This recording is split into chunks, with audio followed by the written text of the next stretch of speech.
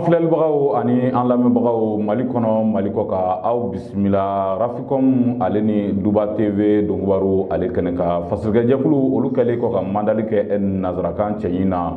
an bɛna kana bamayɛlɛma aw ye bamanankan jɛlen na o b'a jira k'a fɔ min bɛ bɔ anw da anw ka bɔndɔnɔ tɛ walasa gafe caman bɛ an bolokɔrɔ ka kɛ ni bidon ye min ye indépendant ye ka taa se soir de Bamako kan républicain ninnu bɛɛ lajɛlen dalafɛnlen b'an bolo bidon in na nka bamananw ka kuma don ko tiganikuru ale la kumaba ti ban o la n'an sera ka kumaba mun tɔmɔtɔmɔ bidon in na an na o da aw lamɛnbaajɛkulu kulo kan walasa an bi gafe fɔlɔ min ta o ye indépendant ye indépendant kunnafoni y'a jira k'a fɔ min ye kɛrɛnkɛrɛnyana ka ɲɛsin anw ka wolomasiri tabaw ma Kolokani mara la ale ni k'a dɔn k'a fɔ Kita mara la min ye Jijeni ale ni Sebekɔrɔ ninnu bɛɛ lajɛlen yɔrɔw ye min bɛ Kolokani ale ni Sebekɔrɔ mara la dansagowale kɛbaaw u ye wulikajɔ ta k'a ɲɛsin anw ka wolomasiri tabaw ma nin yɔrɔ kofɔlen in na an b'aw ladɔnniya k'a fɔ nin wulikajɔ in a kɛra sababu ye min k'a dɔn k'a fɔ anw ka adjudant chef dɔ bɛ yen Amidu Sise ale bɔnɛna a nin na wulikajɔ in ale senfɛ fo ka taa se anw ka bololaminɛ caman olu fana tiɲɛna ni maa kofɔlen ninnu fɛ an b'aw ladɔnniya k'a fɔ nin wale in a kɛra ka kɛ ni nɛgɛ kanɲɛ 21 waati ye dijenikaw fɛ min ye maa caman don min kɔni ye kulu maramafɛntigiw ye mun sugu ma dɔn olu de ye wulikajɔ kɛ ka ɲɛsin k'a dɔn k'a fɔ anw ka wolomasiri tabaw ni o ye gendarmew ye olu ka dagayɔrɔ bɛ dijenikaw fɛ Kolokani mara la ka se ka taa dankari olu la nin wulikajɔ in a kɛra sababu ye jɔn Allah hali ni maa n'i ma to dijenikaw ka wulikajɔ la min ye bololaminɛ caman o tiɲɛna ni tiɲɛnikɛla ninnu o laban ye boli boloda ka laban k'u kunda yɔrɔ ka yɔrɔ min ma si dɔn n'an bɔra yen min ye Sebekɔrɔ Kita mara la o binganiwale ale fɛnɛ kɛra ka kɛ ni nɛgɛ kanɲɛ 2 ni o ye 2 heures du matin a kɛra sababu ye min ye gendarme maa 2 olu kɔni jokina min ye maa 1 o bɔnɛna a nin na an bɛ dugawu don kɛ min ye adjudant chef Amidu Sise ala ka badabada dali nɔgɔya a ye an lamɛnbaaw ni an bɔra yen an b'aw ladɔnniya k'a fɔ min ye ka tali kɛ politiki ale bunakun kan ka kɛɲɛ ni anw ka mara cɛbɔli minisiri ka welekan ye ka ɲɛsin bɛrɛbɛrɛtɔnw ma ka laban ka taa ɲɔgɔn ye sigi sen kan min na ɲɛsin anw ka sariya sunba a baara kunfɔlɔ min kɛra ni o ye avant projet ka se ka taa o kunjɛ ka laban min ye référendum ye ni o ye vote ye ka ko olu sigi sen kan kɛrɛnkɛrɛnyana i k'a dɔn k'a fɔ o ɲɔgɔn ye o boloda an bɛ ka bɛn alamisa janvier kalo tile 12 ma an b'aw ladɔnniya k'a fɔ nin hakilina in a talen min ye bɛrɛbɛrɛtɔn caman bɛ yen olu kɔni ye u ka banni o kɔni hakilinaw da kɛnɛ ka ban o hokumu kɔnɔ min ye Semas faso hɛrɛ kɛrɛnkɛrɛnyana min k'a dɔn k'a fɔ Imam Mamudu Diko ale ni a ko kɛɲɔgɔn olu kɔni y'a jira k'a fɔ kabiri bi ma se olu y'a jira k'a fɔ min ye sariya sunkura in a baara o ko jɔn ala maa min kɛn bɛ k'a boloda ni o ye anw ka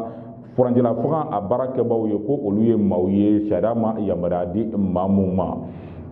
o kama min ye Semas faso yɛrɛ fo ka taa se min k'a dɔn k'a fɔ kɛrɛnkɛrɛnyana a ko kɛɲɔgɔn tɔw ye olu kɔni ka laɲini kɛra min ye o de ye cogo bɛɛ lajɛlen na jamanakuntigi a kɛn bɛ ka ŋaniya min ta o ka o kɔni bila ka laban ka ɲɛsin kalafili ale ko ma o hokumu kɔnɔ min ye Semas faso hɛrɛ olu kɔni y'a jira k'a fɔ ministre de l'administration territoriale a ye wele min bila min k'a dɔn k'a fɔ bɛrɛbɛrɛtɔnw ma ko olu tɛna ye o kɛnɛ kan k'a sababu kɛ olu ka laɲini tɛ dɔwɛrɛ min ye projet de constitution ye a ka dalasalu ka bila kɛrɛfɛ olu de ye olu ka laɲini ye an lamɛnbaaw ni an bɔra yen sa an b'aw ladɔnniya k'a fɔ ka kɛɲɛ ni k'a dɔn k'a fɔ duwa kuncɛ tɛmɛlen min ye anw ka sigida min bɛ yen n'a bɛ fɔ ko 1008 logement kunnafoniw y'a jira k'a fɔ maa dɔ bɛ yen min kun ye i yɛrɛ kɔni kɛ i k'a dɔn k'a fɔ soldasi ye k'a sɔrɔ soldasiya fan si taamasere tɛ a la nin maa kofɔlen min k'a dɔn k'a fɔ sigida maaw ka dɔdɔdɔli an'u ka kofɔli o kɛra sababu ye tɛgɛ dala maa kofɔlen kan a bɛ jɔn ko fɔ min ye Amadu Gaku ye Amadu Gaku ale kɔni ye maa ye maa min kɔni a y'i yɛrɛ kɛ soldasi ye wa a ye soldasiya fari min da o de ye armée de terre maaw ye nin wale in bɛɛ lajɛlen kɔni kɛra ka kɛɲɛ n'i k'a dɔn k'a fɔ sigida min bɛ yɔrɔjanbugukaw fɛ maa dɔ kɔni ye nin maa kofɔlen kɔni kofɔ k'a jira k'a fɔ ko min ye marifan ye ko o kon be abolo ko wakabi barakenay ni kibara sele komisaria mawma mi milwiti maw olu koni ka komisaria maw yoro ye wuli ka jo abolo da wuli ka jo akera sobiye tige tarada ni ma ko foliga amnelen samiye segasgalu tarake ayre jabalala o segasgalu olu kera sobiye minye armée de terre alle banfla ni o ye brevere o yira abolo aka so minye karo ka fo abi fo mako perde menoti negem be do igaro ka fo chenkela ale bolola o fene ko ni o denfla o yira abolo nambura mi ye marfa pistolet automatique ni ale yara marqué rusi jamana marqué o yira abolo kata se cartouche ma ale ni bese fo kata se clé tourso belewele ani moto ni igaro ka fo fenchama olu tara ye akoni ajabalala ambawla donia ka fo ni ta chien folo mali kono mauka soro kati yere ke wolo masiri tabawi ka laban ka dangari sigida mawla ni uka maramanfɛnw ye ka sɔrɔ u tɛ wolo masiri taba ye o kama wele bilalen do bɛɛ lajɛlen ma bɛɛ ka kɛ jateminɛ ani sɛgɛsɛgɛli kɛbaa ye walasa ni wale ninnu a bɛ se ka kɛlɛ ka bɔ an senkɔrɔ cogo min na waati nataw la an lamɛnbaaw ni an bɔra ye an b'aw ladɔnniya k'a fɔ nin waati na gafe wɛrɛ min kɛlen do ka madali kɛ o bɛ tali kɛ fɛn min na o ye k'a dɔn k'a fɔ min ye anw ka soldasi kalanbulon bɛ n'a fɔ ko année académique 2022-2023 an b'aw ladɔnniya k'a fɔ min ye k'a dɔn k'a fɔ nin kalan in a kɔni koromokari ni o ye a kalanta o kɔni sigira sen kan kalanta in a sigira sen kan a ɲɛnajɛw bɛɛ lajɛlen ni o ye a baara ɲɛbilaw ye olu kɛra i k'a dɔn k'a fɔ anw ka belebele min bɛ n'a fɔ ko Bubakar Sadasi centre d'instruction bɛ ale tɔgɔ la Kulukorokaw fɛ baara in bɛɛ lajɛlen sigira sen kan yɔrɔ kofɔlen na nin baara in ɲɛmaaya a tun bɛ maa min bolo o de ye colonel major Musa Yɔrɔ Kante wa nin baara in bɛɛ lajɛlen kɛra ka kɛ ni juma don i b'a yira k'a fɔ année académique min ye école militaire tɔgɔ la faso Mali kɔnɔ san 2022-2023 o kɔni o baaraw olu korombokarila wa a baaraw daminɛ na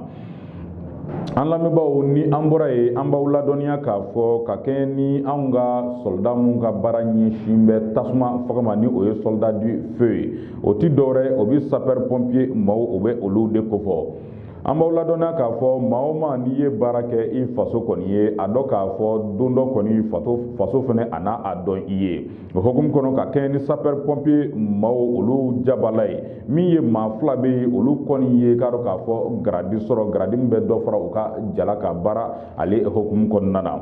an b'aw ladɔnniya k'a fɔ min ye k'a dɔn k'a fɔ colonel sapeur pompier ale jala o kɔni dira maa ma a bɛ fɔ ma ko Seduli o Seduli ale fɛnɛ kɔfɛ jala in dira maa wɛrɛ ma o de ye Isa Raoul Dana Dabo ye ninnu bɛɛ lajɛlen y'u ka jala in a sɔrɔ maa min bolo o de ye anw ka kɛrɛnkɛrɛnnenya ministre de la sécurité et de la protection civile Daoud Alid Mohamedine ale de ye k'a dɔn k'a fɔ nin jɔnjɔn in ta k'a di anw ka nin soldats de feu ma ninnu ma fo y'a fɔ u yɛrɛ jabala la n'an bɔra ye an lamɛnbaaw an b'aw ladɔnniya k'a fɔ ka tali kɛ Mali ale ni jamana wɛrɛ cɛkow kɔni banbali la Mali ni i k'a dɔn k'a fɔ a jɛɲɔgɔn jamanaw ni ɲɔgɔn cɛ ka kɛ ni duwakuncɛ tɛmɛlen ye min ye Côte d'Ivoire soldats 46 min ni o tun bɛ bolola a bɛ kalo 6 bɔ faso Mali kɔnɔ olu ka kanabila a sɔrɔli foyi ma sababuya fo n'a kɛra diplomasi ni o ye kumaɲɔgɔnya ani tigɛdiɲɔgɔnma taabolo o de ye nin baaraba in a kɔni a waleya ka kɛɲɛ ni nin waati ninnu ye an b'aw ladɔnniya k'a fɔ min ye nin b'a kofɔlen ninnu ye jalaki kun taara ka ɲɛsin u ma min ye k'a jira k'a fɔ bisibasa o tun b'a fɛ k'o don Mali a mara a kɛcogo la ka laban ka dangari Mali ka basigi la kiiri tigilamaw olu kɛlen kɔ ka kiiri kɛ ka san 20 kaso di nin maa 46 ma ka tila ka sefa wari miliyɔn 2 k'o da o kelen kelen bɛɛ lajɛlen kun an b'aw ladɔnniya k'a fɔ muso 3 min tun b'a la ni olu ye kanabila sɔrɔ ka kɔn nin bɛɛ lajɛlen ye olu fɛnɛ ma ye kiiri kɛnɛ kan olu jalakila ka laban ka min ye si kaso ni o ye jɔ ka faga peine de mort o dira olu ma fo ka taa se k'a dɔn k'a fɔ sefa wari miliyɔn 10 nin bɛɛ lajɛlen kɛlen kɔfɛ sa jamanakuntigi ale ye yafa di nin ma kofɔlen ninnu ma jamana tɔgɔ la a n'a yɛrɛ tɔgɔ la n'a bɛ fɔ ma ko grâce présidentielle ni grâce présidentielle a kɛra sababu ye nominali fɛn fɛn kun bɛ nin ma 49 nɔfɛ k'olu bɛɛ lajɛlen kɔni ɲɔngiri ka laban ka ɲangili bɛɛ lajɛlen wuli ka bɔ o kɔ kan an b'aw ladɔnniya k'a fɔ u yɛrɛ sera Côte jamana kan nka o taama senfɛ u tɛmɛna i k'a dɔn k'a fɔ Togo jamana fɛ ka laban ka taa o kun fori i k'a dɔn k'a fɔ Côte d'Ivoire jamana kan ni u ka jamana masa ni o ye Alassane Ouattara ye ale y'u bisimila ka laban k'u fɔ k'u tano ka foli di Mali ma ka foli di kumakɛbaaw ma maa mun kɛra sababu ye ka bɛn sinsin Mali ani Côte d'Ivoire ni ɲɔgɔn cɛ. An lamɛnbaaw ni an bɔra ye an b'aw ladɔnniya k'a fɔ ka tali kɛ Mali ale ni Algérie jamana ka tigɛ di ɲɔgɔn ma ko o bɛɛ lajɛlen na min ye Algérie jamana ale ministre des affaires étrangères ani délégation belebele u ye bisimila minɛ an ka palais présidentiel la ka kɛɲɛ ni kunungo ye. Bisimila in a ye tali kɛ wale min na o ye Algérie ale ni Mali cɛla kow bɛɛ lajɛlen bɛ se ka sigi sen kan cogo min na o hukumu kɔnɔ Algérie ministre des affaires étrangères ka taa se u ka lasigiden bɛ Mali kɔnɔ ni o y'u ka ambassadeur ye u ni an ka jamanakuntigi u ye kumaɲɔgɔnyaw kɛ kumaɲɔgɔnya in a bɛɛ lajɛlen bilara minɛn min kɔnɔ o de ye Mali ale ni Algérie ka tigɛ di ɲɔgɔn ma kow bɛɛ lajɛlen bɛ se ka taa cogo min na n'a laban bɛ kɛ nafa ye nin jamanaba fila in ma. N'an bɔra ye an b'aw ladɔnniya k'a fɔ bamananw ka kuma don ko bonya bɛ Mande bonyamasegin bɛ Mande ka tali kɛ min ye Togo jamana ale ministre des affaires étrangères ale ye wulikajɔ caman kɛ walasa basigi a bɛ se ka na Mali ale ni Côte d'Ivoire ni ɲɔgɔn cɛ cogo min na. Président Assimi Goïta a sɔnnen kɔ delili ani lafiya faamuyali bɛɛ lajɛlen ma min ye Robert Dusse ye ale wulila ka na faso Mali kɔnɔ ka na foli di colonel Assimi Goïta ma ka sababu kɛ olu y'a laɲini a fɛ cogo min na n'a sɔnna u bolo ko u b'a fɔ ka barikada o la ka tila k'a ɲini a fɛ min ye intégration sous-régionale ye ni o ye ka jamanaw choix k'u bila ɲɔgɔn ma an ka yɛrɛmarakafo kɔnɔna na o ye fɛn min ye ko o ye k'a dɔn k'a fɔ Togo jamana ka laɲini ye wa u b'a ɲini jamana marabaw fɛ u ka taga ni o sira ye.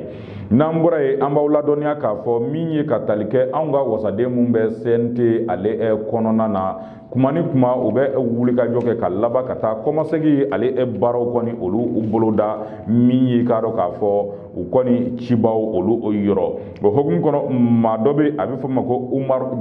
Umar Jara ale ye maa ye min kɔni bɛ k'a dɔn k'a fɔ kɛrɛnkɛrɛnnenya diinɛ tigilamaw olu kɔni tɔgɔ la ni o ye Haut Conseil islamique tɔgɔ la CNT ale kɔnɔna na. Ale ye barodarasigi kɛ Haut Conseil islamique ale jabala la wa a ka barodarasigi a ye tali kɛ fɛn min na o de kɛra ka ɲɛfɔli kɛ a cibaw ye ka tali kɛ sariyasun kura a voté ko kuma mun bɛ sen na Umar Jara a y'a jira k'a fɔ sariyasun in a n'a ta voté kɛnɛ kan ka sɔrɔ a ma taa CNT la wa ko foyi ma sababuya fɔ n'a kɛra président ye commission kɛrɛnkɛrɛnlen min sigi ni o kan ka nin baara in bɛɛ lajɛlen fɛsɛfɛsɛ k'a kuncɛli baaraw kɛ ka sɔrɔ k'a bila voté bolo kan ko o de kama min ye k'a dɔn k'a fɔ CNT tɛna voté kɛ i k'a dɔn k'a fɔ sariyasunba in a kɔni sigila sen kan ka sɔrɔ k'a bila ka taa vote ale bolo kan. Umar Jara a y'a jira k'a fɔ ka kɛɲɛ ni i k'a dɔn k'a fɔ CNT ka wulikajɔ ye min ye sariyakisɛ 130 130 loi CNT ko a ka wulikajɔ kɛra sababu ye ko o voté nin voté ninnu kɔnɔna na a ka voté u ye baara mun kɛ ni o yɛrɛ dɔ taara i k'a dɔn k'a fɔ Haut Conseil islamique ale ka jimisira fɛ kosɛbɛ ko o bɛ tali kɛ cellule dɔ ni o ye cakɛda dɔ ye k'o sigi min bɛ kɛ sababu ye ka kalan joli kɛ maaw kun maa mun ka baara ɲɛsinna i k'a dɔn k'a fɔ larabukan ale kalan ma ka laban min ye maison des âgés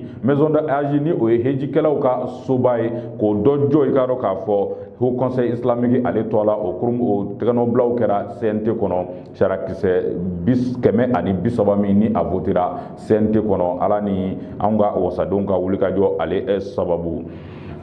N'an bɔra yen an b'aw ladɔnniya k'a fɔ hali bi ka tali kɛ anw ka mara cɛbɔli minisiri ka weleli la ka ɲɛsin parti politigiw ma min bolodalen don ka bɛn janvier kalo tile 12 ma alamisa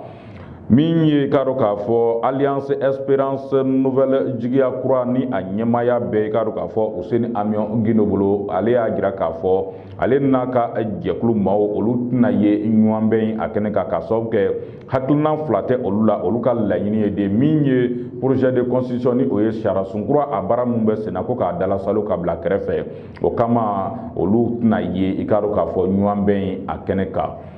An lamɛnbaaw nin bɛ dansigi an ka bidon dɔnkubaro labɛnnen na an bɛ foli di aw bɛɛ lajɛlen ma aw ka kulomajɔ la fo y'a fɔ aw kɛyɔrɔ la n'Ala ye don wɛrɛ yira anw na an bɛ ɲɔgɔn sɔrɔ kunnafoni kura wɛrɛ kɛnɛ kan hakɛto belebele b'an ka fɔliw bɛɛ lajɛlen kan salala rasul.